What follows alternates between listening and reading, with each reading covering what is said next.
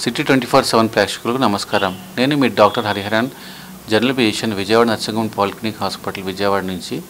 ఈరోజు మీకు ఈ జ్వరాల సీజన్లో వచ్చే అతి సాధారణమైన లేదా టూరిజం ఎక్కువగా ఉన్న సీజన్ కాబట్టి దీంట్లో వచ్చే ముఖ్యమైన ఒక ఇన్ఫెక్షన్ గురించి చెప్పాలనుకుంటున్నాను. దాని పేరు స్క్రబ్ టైఫస్. ఇది నల్లి అంటే మైట్ అనేది దాన్ని కుట్టడం వల్ల జరుగుతుంది అన్నమాట. అంటే బెడ్ బగ్స్ లాగా నల్లి ఇది కూడా.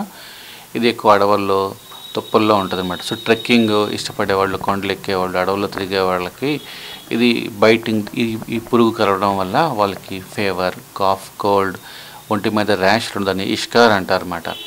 కొంతసార్లు ఇది ప్రాణాంతకంగా మారి ఊపిరితిత్తులను దెబ్బకొట్టి రెస్పిరేటరీ ఫెయిల్యూర్, నిమోనియా లాంటిది కలగజేస్తుంది అనమాట.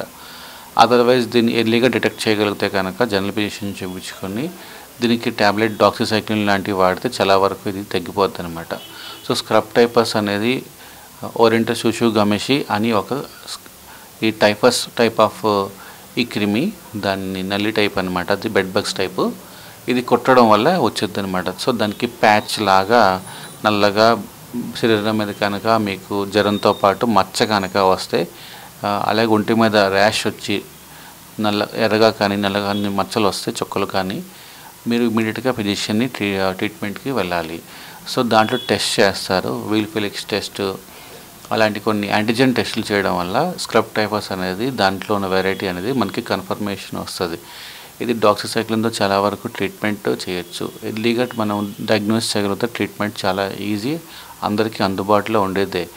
ఇది ఇప్పుడు అన్ని జిల్లాల్లో, ముఖ్యంగా ఈ సీజన్లో ఎక్కడ టూరిజం ఉండి జనాలు ట్రెక్కింగ్కి వెళ్ళడం, అడవుల్లో సంచరించడం, లైక్ శబరిమల యాత్ర కానీ, ఇలాంటి యాత్రలకు శ్రీశైలం యాత్ర వెళ్ళడం కానీ, ఇలాంటివి వెళ్ళినప్పుడు వాళ్ళు సరిగ్గా బాడీని కవర్ చేసుకోకపోవడం. ఎందుకంటే ఈ స్వాములు ఎవరైతే ఉంటారో వాళ్ళు షర్ట్ లాంటిది ఎక్కువ వేసుకోరు కాబట్టి ఈ నైట్ టైం ఎక్కడ అడవుల్లో స్టే చేస్తూ పడుకున్నప్పుడు ఈ నల్లి పురుగు అనేది ఓరియంటల్ షూషు గమేషి కుడితే కనుక స్క్రబ్ టైఫస్ బారిన పడే అవకాశం ఉంది.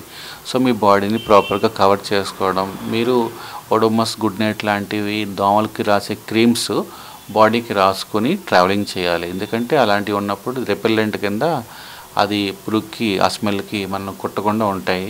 దానివల్ల దీని బారిన పడకుండా ఉంటాయి అన్నమాట. సో మస్కిటో నెట్స్ లాంటివి వాడడం, ఈ రిపెల్లెంట్స్ వాడడం, పొగ పెట్టడం అలాగే చెప్పులు వేసుకుని అడవుల్లో వీలైనంత వరకు అడవుల్లో, తుప్పల్లో, కొండ ప్రాంతాల్లో తిరగకుండా ఉండాలి. బాడీని ఫుల్గా కవర్ చేసుకుంటే ఈ నల్లి కుట్టడం బారి నుంచి మనం తప్పించుకోవచ్చు. అలా దీన్ని ప్రివెంట్ చేయొచ్చు. వస్తే కనుక డాక్సిసైక్లిన్, పారాసిటమాల్తో చాలా వరకు నయమైపోద్ది. Thank you.